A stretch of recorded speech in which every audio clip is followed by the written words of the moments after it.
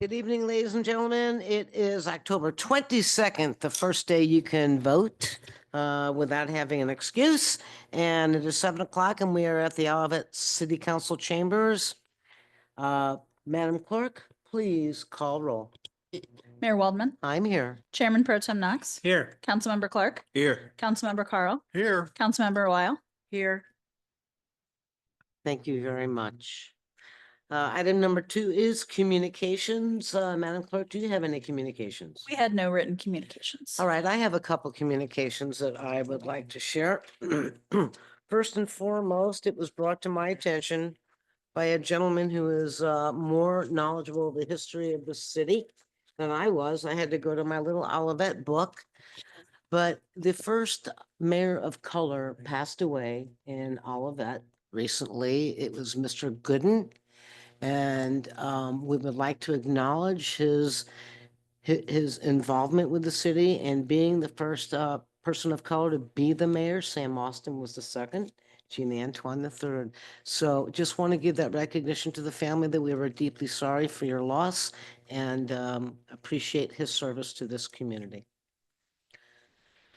On another note, I received as the mayor of the city of Olivet, the FEMA notice letter that they have indicated that they will be at a future date presenting to the community the preliminary findings of their flood insurance rate map.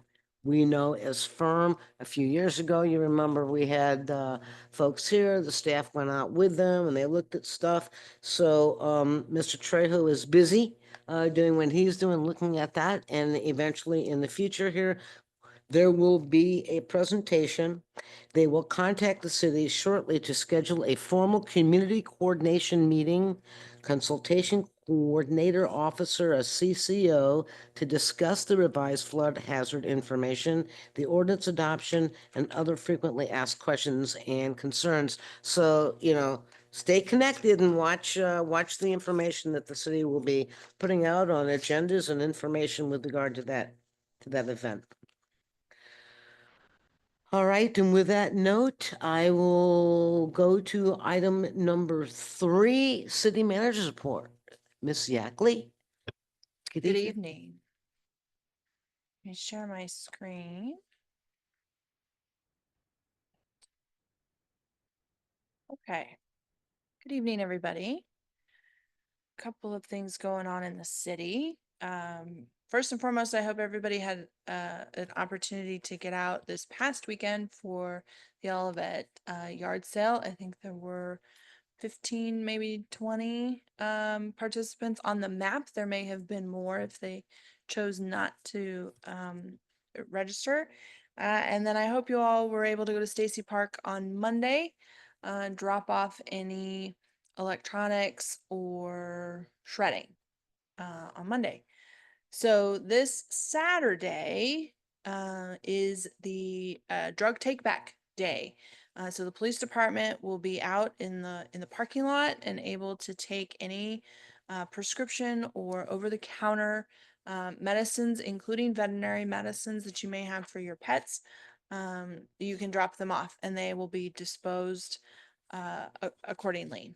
And then in conjunction with that, St. Louis Help, which is an Olivet-based nonprofit, will be there to take donations for any kind of health equipment that you might happen to have. Wheelchairs, walkers, commodes, crutches, any type of health equipment that you have that you don't need anymore, because they then lend that equipment out to families who need them, because we all know that equipment can be very expensive and sometimes is used for a short period of time. So it's good that gets recycled. So please come and stop by for that. And then later in the day on the 26th is the Harvest Festival. So please come and join us out at Five Oaks on Warson from 6 to 8. It's free. Bring your family, bring the kids. Hay rides, photo booths, arts and crafts, petting zoo, games. It'll be a lot of fun. So come out and join us for that.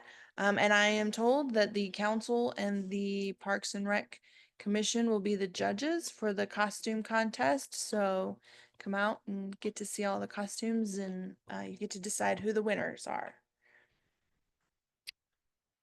And then the annual fall leaf collection will be starting here at the beginning of November.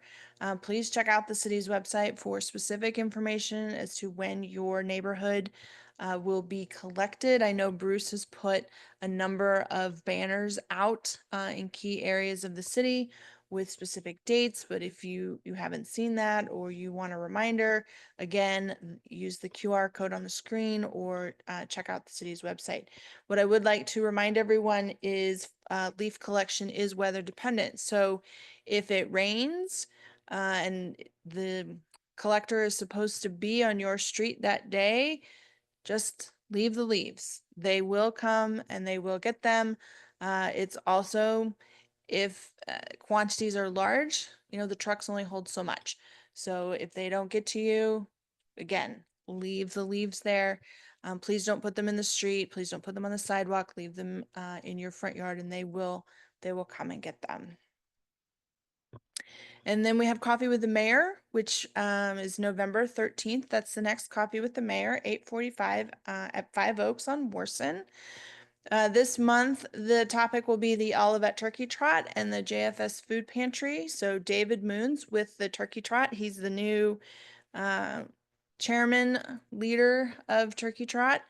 Will be joining us, as well as Miriam Seidenfeld. She's the CEO of JFS and the food pantry. As many people know, the funds, monies raised from the Turkey Trot go to the food pantry, and we've been able to give significant donations to them every year. We had a Turkey Trot meeting this morning. We think we might get close to 2,000 participants. We are 400 people ahead, 400 registrants ahead this year than where we were last year. So please come out and join us that morning, Thanksgiving morning, for the Turkey Trot. But Coffee with Mayor, November 13th. And leading into Turkey Trot, again, registration is open. It's Thanksgiving morning. We invite everybody to come. Even the little kids, there's a little kids run as well. The kids all get little medals for it. It's a good time and hopefully we have good weather. And then just everybody, if you are interested in staying up to date with things happening in the city, I encourage everybody to sign up for This Week in Olivet. It comes out every week and it has the most recent things that are occurring throughout the city. And then lastly, our upcoming meetings. So Monday is the Economic Development Commission. November 5th is the regularly scheduled council work session, but at this point in time, I don't have anything for you guys to talk about. So we're gonna cancel that. If something changes, I will certainly let you know, but for now, you can consider that canceled. It's also election day, so please vote. And the city hall is an election site, as well as Five Oaks. So you can go to either of those two places. And then of course you have the Planning and Community Design Commission Pension Board's meeting the 12th, right before the council meeting on the 12th. This is also the only November council meeting. And then the Parks and Rec Commission is November 20th.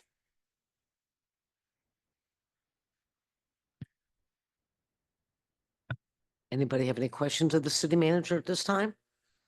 All right, thank you so much. Next item is staff reports. All right, so before we start with the fire department, I would like to start with administration. So last Thursday and Friday, I was in Kansas City. I was at the MEDFA conference, the Missouri Economic Development Finance Officers Association. It basically some municipal folks, bunch of attorneys, bunch of financial people. It happened to be in Kansas City. We were at a brand new hotel that literally opened 2 weeks before the conference. It's right next to the women's soccer stadium. Missouri should be very proud. We have the only stadium specifically built for a women's sport anywhere in the US, anywhere in the world. It's an amazing stadium. They took us through it. So they're doing really good things along their riverfront. So it was exciting to see in Kansas City. And then on Friday, this coming Friday, I have been invited to come speak to the Women in Leadership class through St. Louis Focus. So they are having a day down at the Federal Reserve, and they're interviewing a variety of women in public service. So they have asked me to come for their morning session. So that's where I will be. Thank you very much. I'm sure that they've sent the questions ahead of time, and I'm glad that they did. I'll have to really, they're thought-provoking questions. So the fire department, before the Chesterfield Mall was demoed, they and a number of other fire departments as well as districts were able to use it for their urban search and rescue training. So as you can see, they were rappelling, off the side. They were, figuring out and learning how to use acetylene torches, and all the skills that they would need in any type of urban search and rescue training. So after tornadoes or hurricanes or earthquakes or any other type of urban disaster, so they were brushing up on their skills. And then the picture down at the right, as part of their capital improvement purchases this year, they purchased a new gear dryer. So this is designed to dry their gear, their fire department gear that they wear at fires. And so it gets washed in a special washing machine, and then it gets dried in this dryer to make sure that it is safe and the carcinogens are not on that clothing anymore. And it is an upgrade from what they have currently. So I wanted to show you that that was purchased and installed and is being used. Parks and Rec. So Five Oaks on Worsen is going to be 1 year old the beginning of November. And so they are celebrating its first birthday with special incentives, and along with bagels and cream cheese in the morning and mini cupcakes in the afternoon. So if you have an opportunity, stop up there at the beginning of November and celebrate Five Oaks' birthday. The parks crew spent much of August and September watering a number of new plants throughout the parks because of the drought, and we didn't get a lot of rain in those months. And then they have also planted 80 trees from Forest Relief. Those trees went in Villa Park and along the Sassafras Trail. And then lastly, we are welcoming Christoph Weigel. He is the new recreation coordinator, so he will be working under Hannah's supervision. We will bring him to a council meeting to introduce him. He literally started on Monday and has moved from Kansas City. So we'll give him a little time to settle in, but we will be bringing him and introducing him to the council. Planning department. So Domo has gotten their final inspections. And we would expect a grand opening in the next couple of weeks. We do not have a specific date yet, but soon. I'm sure we would all volunteer. We would all volunteer. So as soon as we have a date, we will let everybody know so that you can go and enjoy your own personalized ice cream flavor. You will also notice as you travel further west on Olive from Domo that the streetscape in front of the Olivet Center is going to change. All of those existing trees and bushes have been removed. As you can see in the photo, those poor trees were not the appropriate tree to plant under those power lines. And they have been just butchered.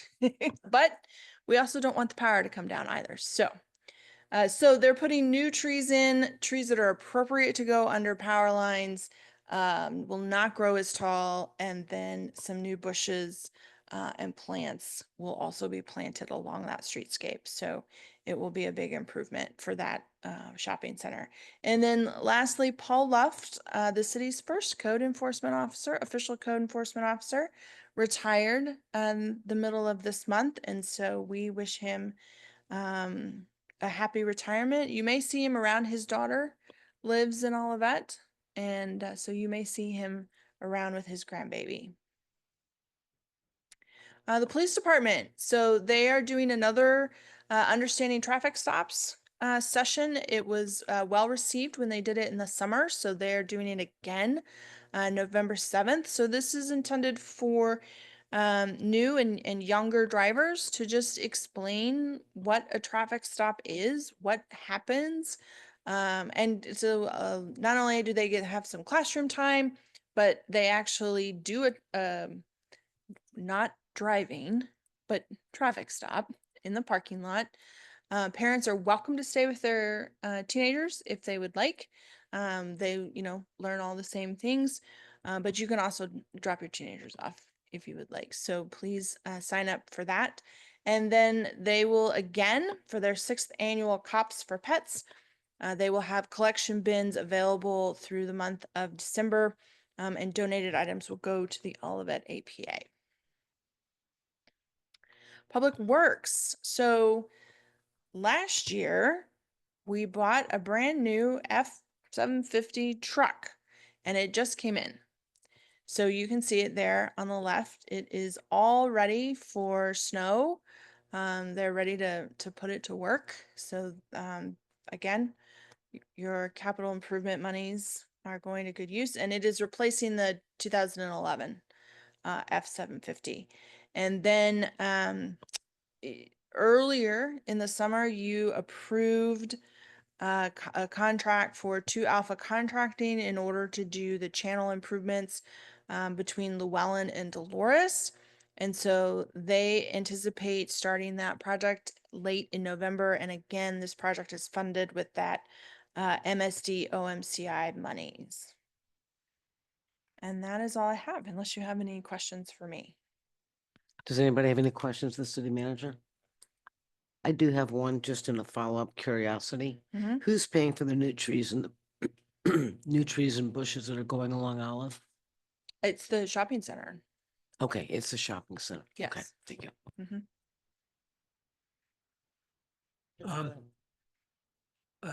Ms. Yackley, where the trees are in the shopping center, I know that the sidewalk, because I was looking at, when the sidewalk looks like it's in pretty bad shape. Is that state? Yes. Okay. Okay, great. But Thank we understand MoDOT might be considering coming eastward on Olive and doing some improvements. So Great, thank you. you're welcome.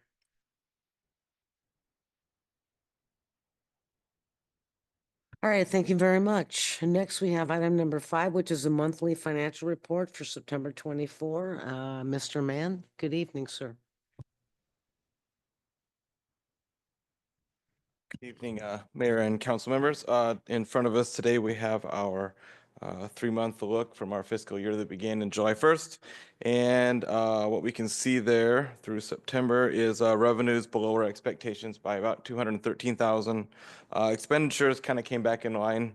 They're above by about 36,784. So add those together, net unfavorable at about 250,000. When we look at that in comparison to our fund balances, where the fund balance for FY24 is roughly unaudited, about 9.8 million. So, well, manageable. We're paying attention to a couple of things. That sales tax category is its 3rd month in that negative territory, something we're going to keep look at. We'll look at here in a chart in a second, kind of a big part of that. Property taxes have now caught up. They were behind last month. The county's now all current on the Elmwood fire protection fees through the fire and ambulance protection of that area just to the north of us. And then utility tax collections, they were kind of in decline, have now stabilized a little.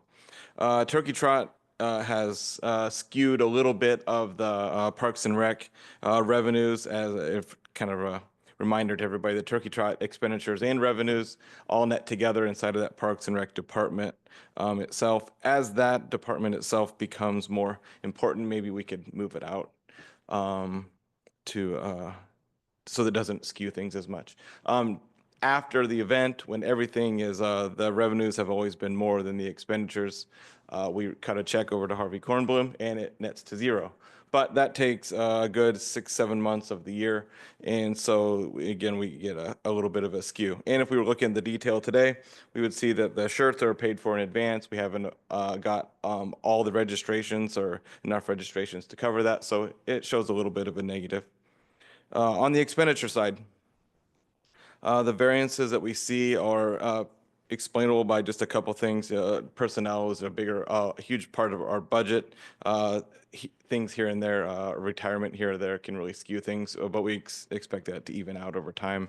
And then we like to pay our bills on time, so the health insurance is a big part of what we pay. Usually we pay it ahead of the month of time, so it shows up about a month of where we would expect in the budget. So, for example, here we'll see the October bill show up, even though we're into September. So that's kind of a high level look at where we are with our revenues and expenditures. Let's go to that next page and we'll see the chart there. And again, we're looking at this orange line that's kind of defining our budgets, even lower than we had thought. Through 7 years. Now, again, if we go back to 2018, when the big kind of increase occurred, so we're seeing all years of sales taxes that were well in excess of where we would expected, 10 years ago or so. But now we've normalized, and these lines are what we were expecting from now on. If we go, let's go one more page, and it's a little deeper than we usually go, but you can kind of see the magnitude of what we're kind of talking about here. Again, that far right, on the far right column, the first green line is a negative 213, and that's the number that I mentioned a little bit ago. And then the ones above it, you can see the different categories we talk about every month, including that top one, the sales tax line. There's detail below this if we want to go into it anymore, but we're shaping up to be some things that continued about a year ago when the sales taxes kind of declined, maybe a little bit worse than we had thought, but manageable compared to the fund balance that we've built up. And we'll maybe we're not into budgeting times yet, but we're here into monitoring some trends that are occurring. So that's all I have for the financial report. More than happy to answer any questions or collect information if we would like to have something else for next month. Anybody have any questions of Mr. Mann? If I did, I have a question. Go ahead. Mr. Mann, Yeah. with all these opening in January, February, that will help bump up our sales tax, won't that? Nothing ever hurts. Okay. Increases the But the sales tax. biggest part one was we lost a lot of it because of, Yep, it's a big but yeah, it's from Okay. Enterprise. Those operations moving out was a big hit here. Okay. It's a big help and then a big hit. but with a lot of the businesses that are hopefully opening along You bet. Outlook, well, that should give us a Every little bump bit up or helps. not the kind of bump up that we're looking at for. Nope, but it's manageable. Everything helps and it's all manageable as long as we have that fund balance through that policy that we had. Great, thank The you. only thing I would add Mhm. about the Aldi's is we should remember that it's in a TIF. So Oh, we don't get right. 100%, we'll get half, but again, everything helps. Thank you. All right. Next item number 6 is a quarterly investment report. Mr. Mann. I know I got some good stuff from my last 3 months of investments. I hope. You we did. bet. Yeah, that's a really good, I guess definitely a good segue into as we look at our quarterly investment report. The rates were very favorable for the last, definitely for the last year, and I think we took advantage of those with the idle cash in those that 3-month ladder we have. Let's go one more. Yeah, that very top, the top 3 are supposed to be gray, but I missed a cell. But you can see those amounts are roughly 2 to 2.5 million, and those are things we've been churning through once a month. And you can see there the second column from the right, it churns out about 25 to 30,000 bucks a month in investment earnings, and that's helped out a lot. Those rates, as you can see, the last one of the gray, you can see the rates are, oh, sorry, the very top one at this point is with a purchase date at middle of September. You can see the rates are slipping off a little bit, and that's what we'll kind of expect to see as the Federal Reserve, I guess the FOMC, as they lower those rates, we'll see those slip off. These are still favorable towards compared to the idle earnings that we get from Enterprise Bank, but we'll see those kind of fade off. And that's so in order to fight that or kind of take advantage of those rates, we look at the very bottom cell colored cells, and those are the longer terms. And those are longer terms, and you can see the longest we've went out to is into 2028 with a 5% or above. And those are in the $250,000 range. So those will stay as the other ones, the ones above, kind of fall off and get smaller. And another thing that's happening here is we're spending, we had generated a lot of idle cash through, again, these sales taxes, through the fund balance buildup, and also through the ARPA money. And the other kind of final piece of that was with the bond funds. Well, all those are being spent. We've had lots of projects happen, whether it be the parking lot up at Five Oaks, or the Centennial Greenway was completely funded either by GRG or by the federal government through MoDOT. So that doesn't, but it kind of it uses cash and not use, and then we get it back at some point in the future. Another thing that's happening right now is this is the leanest time for governments before property taxes are collected. So this is our lean time. You'll see some of these things kind of tail off. Rates are tailing off. Our available cash is tailing off. And so this will be added pressure towards our overall revenues as we go into our next kind of looking at budgets. So we're kind of seeing some tailwinds with, or I guess headwinds with sales taxes. And now we'll start to see that with our investment income. Something else that's we've kind of talked about during budgeting is the ones in yellow. And those two yellow investments are in the $1 million range, and those were the ones that we had talked about back in, I think, May, that we were going to invest to get an additional $100,000 in that, and that kind of helped out with our budgeting. One of those did come, is now approaching coming due. I did take it, we took some of the upper parts and from that 3-month maturity and reinvested that to kind of get some of those rates before they fell once again. So I guess the summary there is we will be able to get that extra $100,000 in revenue that we had talked about for that, and that's great news. So I expect that we will not be getting any more long-term in that lower gray. The rates probably won't get in the 5% range. I expect that we'll see these upper 3 dwindle down a little bit as we spend money, as we prepare to spend money for these ARPA projects, and along with capital needs. And I do expect those middle 12 ladders to continue to renew. And this is, we're projecting out for the next 3 months when we talk again in January. So, long wind. A lot of money. It's always interesting. Anyone have any follow-up or questions to Mr. Mann? All right, thank you so much. Let's see what the holiday brings and what those sales tax grids look like in February. Yes. Good, thank you.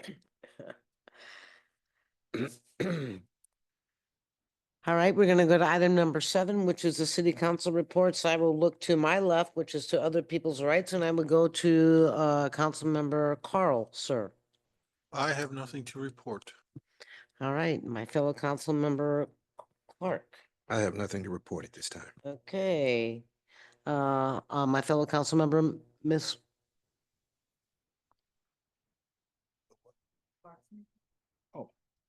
I did attend the parks meeting.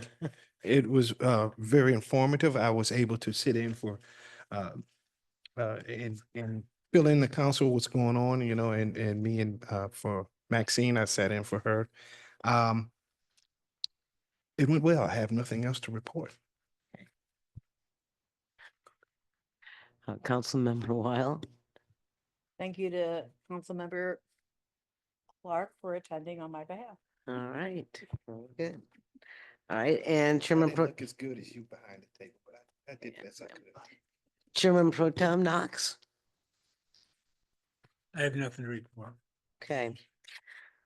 All right, well, I do, so. First off, I attended the City of Olivet Community Planning and Community Design Commission meeting of October 17th, of which under new business 9504 Old Bonham Road, final plot, which is going to be coming to us tonight. There was a discussion of 1124 Magnet Drive and a new single-family home. That lot is currently demoed. There's nothing on it. There was some good conversations with regards to a better design for that home based upon what is there in the smaller homes.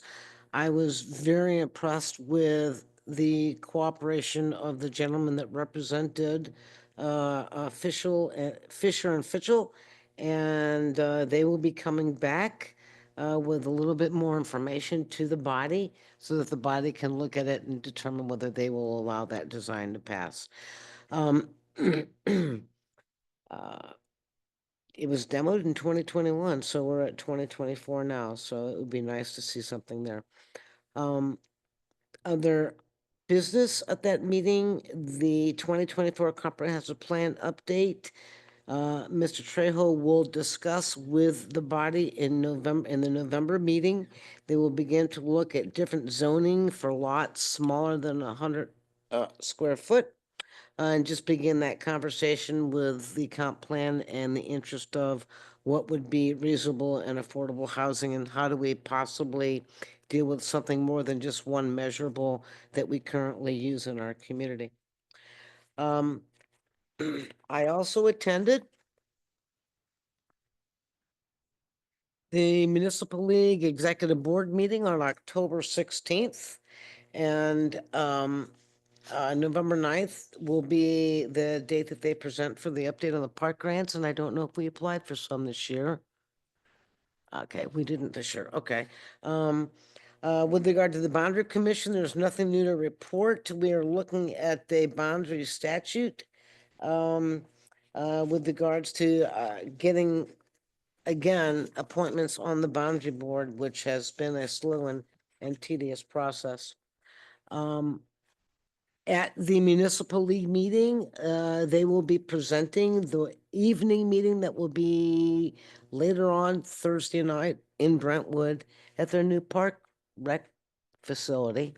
They will be presenting the legislative priorities of the municipal league, which include preservation and expansion of municipal revenue sources, juvenile justice reform, maintaining current municipal election laws. Remember last year they wanted to try to change that to having our elections in November rather than in April when they have been for many, many years.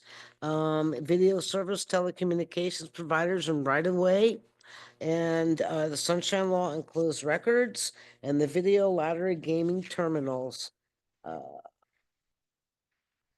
And those will be the legislative priorities that we will ask the municipalities if they support, and will be put into implementation for consideration with the legislative body this year. Last but not least, I had the esteemed privilege of having breakfast with the city manager, Jennifer Yackley, and Carlos Trejo today at the second annual St. Louis Area Chambers Economic Outlook Breakfast. Jason Hall with Greater St. Louis Inc. and Greater St. Louis Inc. did a lot of the sponsoring of this, along with other chambers and other businesses. It brought together chambers across the 15 county metropolitan areas. Neil Bradley, who is Executive Vice President, Policy and Strategic Advocacy Keynote Speaker. He is in he's in Washington, D.C. And basically, we got a lot of facts and information today. And it was really exciting to know that we're paying attention in this region. Um, they talked about prior history of the 3% of what we would see in growth when we were children and what the generation before us was seeing, what it looked like about 20 years ago and where we're at today. And I'll just say 3% during our parents' generation and our growing up, 2% down, it's looking at 1.8% now. However, what they also talk about is in order to have successful business, you need manpower. And there's more job openings than manpower. And the thing that is helping in this community, and I remember back in when we brought the Bosnians here from the terrible wars of their country, it is immigration and those that come to America that help fuel that success. And the Midwest is embracing and and encouraging that relocation of families out of unsafe areas of their life into our community. And they're indicating that that will help spur who and where we are in our growth in our region. And that's good news because I didn't ask the question about brain drain because that's what I've heard for many years. But with what we're hearing now, brain drain's college. This is the workforce. We're seeing that the workforce is not always focusing on college. And it was a good presentation and left me feeling comfortable about the future of our region without my involvement. So, with that, I believe I have covered everything that I attended today. And Mr. Trejo, thank you for your kindness to pick me up and be a gentleman and open the door and shut the door and just be a wonderful, fine gentleman today. So with that, that is my report from my activities, and we will now move on to the next item. And I've lost my little sheet here, so help me here, Madam Clerk. Next item is hearing from citizens. All righty. All right, thank you so much. Next item is hearing from citizens. I do have one card. Judy Merriams, please come on up to the dais, opened up the microphone, your address, and proceed, ma'am.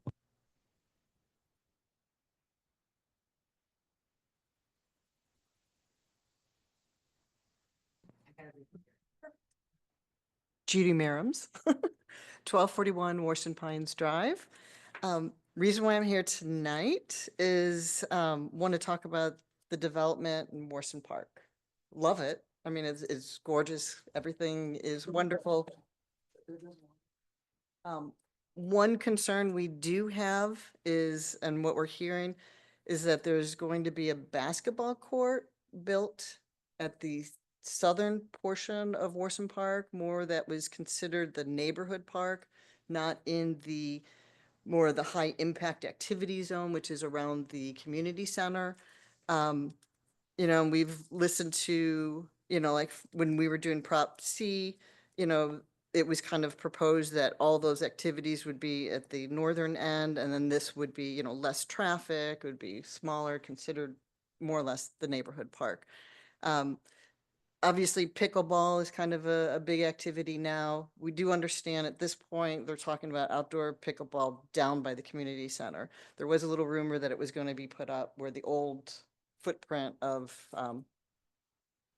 Grandview School. Well, I call it Grandview, but everyone remembers the community center.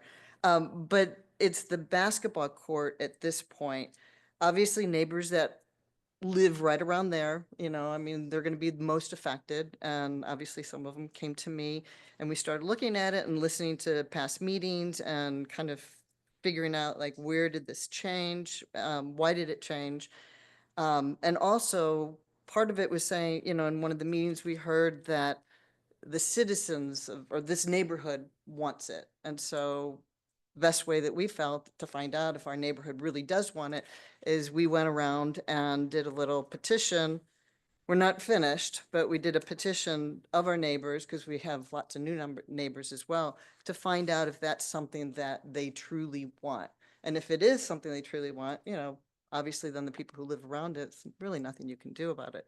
But so what we found, there's about 94 homes in our neighborhood, and 67%, and that's not 60%, it's everyone we spoke to, except for 2 people, said they do not want that.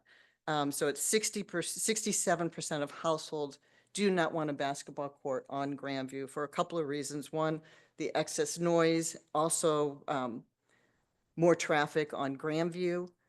Um, Let me see. A couple of things that we are proposing is instead of a basketball court, to put, we're not against a basketball court, just the placement.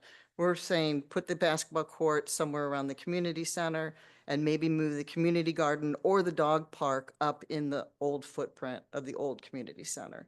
One of the things that we did, find out, Tillis Park, actually I learned there's 2 Tillis Parks. I always thought there was one. There's 2 Tillis Parks.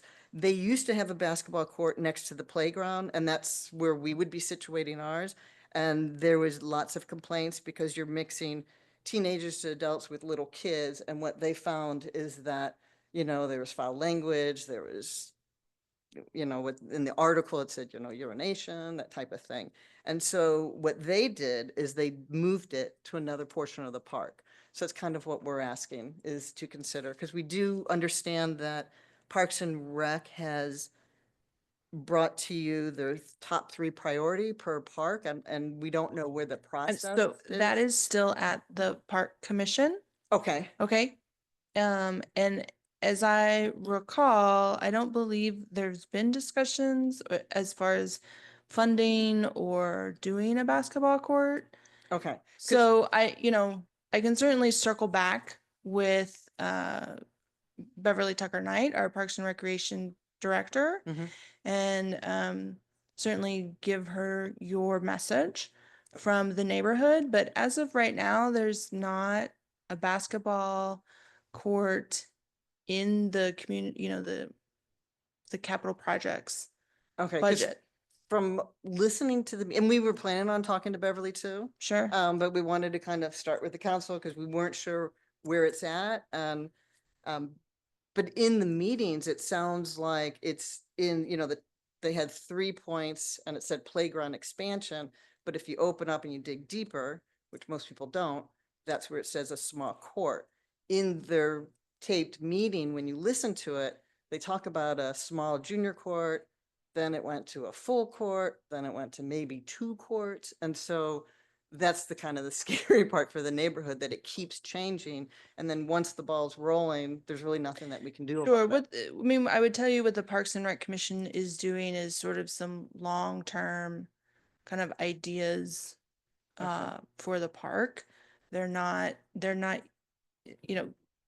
what would be their sort of top 3 priorities for each of the parks, and they're in that discussion phase. So what I would tell you is definitely speak to Ms. Tucker Knight. And all of that is still at the Parks and Rec Commission phase and Okay. in the discussion phase. They're not in the funding going to happen phase. That I understand. Mhm. But the July meeting, it said that sounded like the funds are there from what's left over from Prop C in the second phase.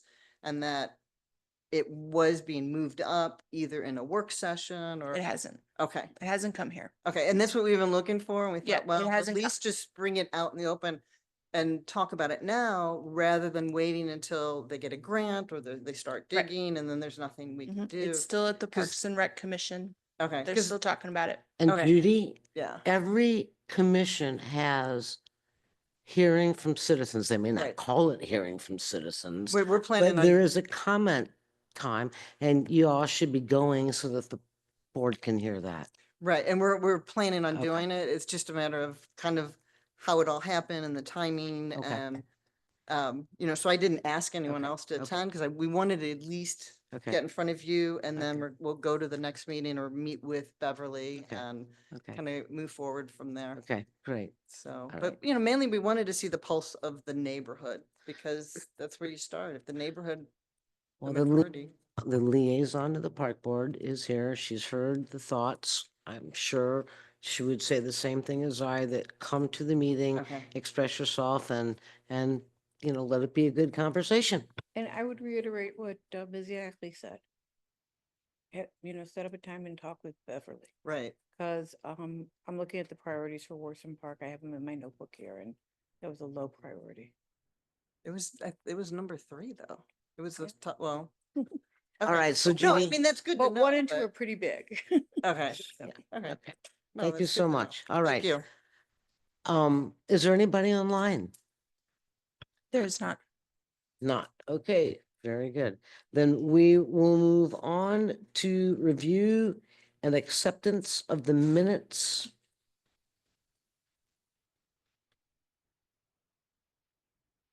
Oh, I am so sorry. You're right. Carlos is here. I spent the day with him and I'm skipping over number 9. Madam Clerk, please read Bill number 9 and let's bring that up for conversation. Sure. Item 9, Bill 3035, an ordinance to approve a final subdivision plat titled 9504 Old Bonham subdivision, first reading. Good evening, Mayor, members of the evening. council. My name's Carlos Trejo. I am the Director of Planning and Community Development for the city of Olivet. And tonight is just a first reading for a bill to subdivide the property addresses 9504 Old Bonham Road. The property is located in the south of Old Bonham Road between Jacqueline Court and Bowood.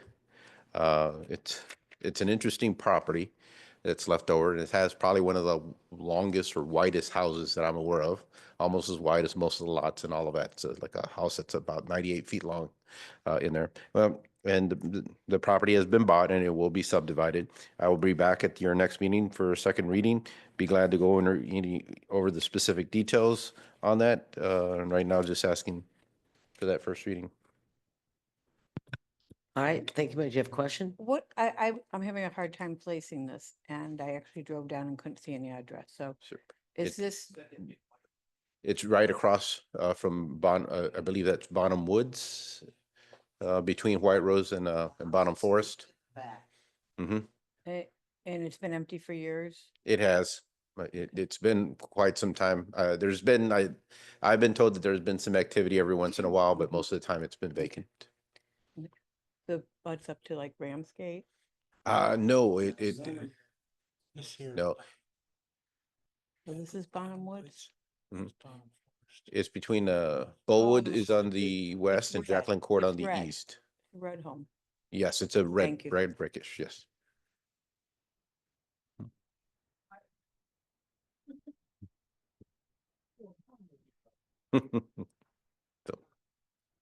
All right, if there's no questions, and obviously this is coming back to the council for a public hearing, No, ma'am, remember, this is an administrative process, so sorry, Mayor, to interrupt, but there's no oh, public. I'm like spacing out tonight on this, ain't I? Oh, you're right, it's back to us in the second reading to sign for the plot. Okay, thank you. Thank you, Mayor. Thank you, Council. All right, second portion of hearing from citizens. There's nobody in the audience and nobody online. We will move now.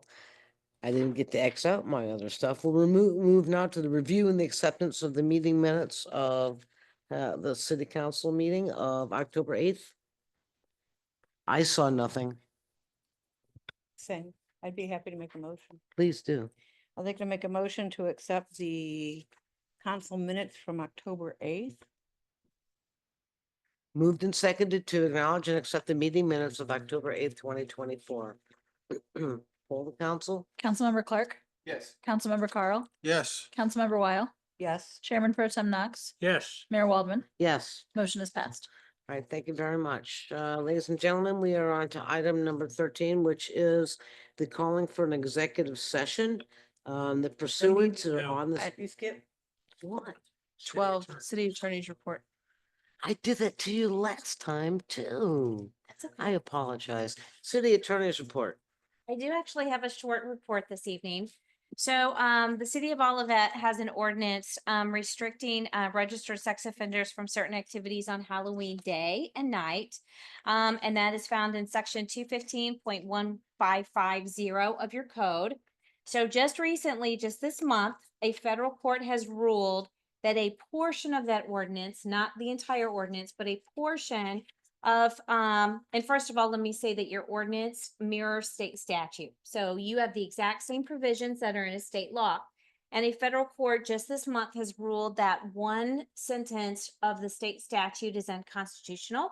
and should not be enforced this year. And so that is subdivision number 3 of your ordinance, which is requiring registered sex offenders to post a sign at their residence stating that there's no candy or treats at this residence. So that should not be enforced. However, the federal court did emphasize in its decision that all other provisions are valid and can be enforced. Now, your next question to me is probably that, do we need an ordinance amendment? We're going to let this go up on appeal. I'm going to suggest that we let this go up on appeal. And if the appellate court affirms the decision of the federal court, then I'm going to be bringing back an ordinance to delete that subsection 3 of your ordinance. But so for just this year, everything else can be enforced except for the provision about having the sign on the front porch. Anybody have any questions? All right. Again, my apologies. Now, the most important part that we're going to have with our attorney is item 13, the executive session. Well, going into an executive session, the pursuants are listed and I will entertain a motion.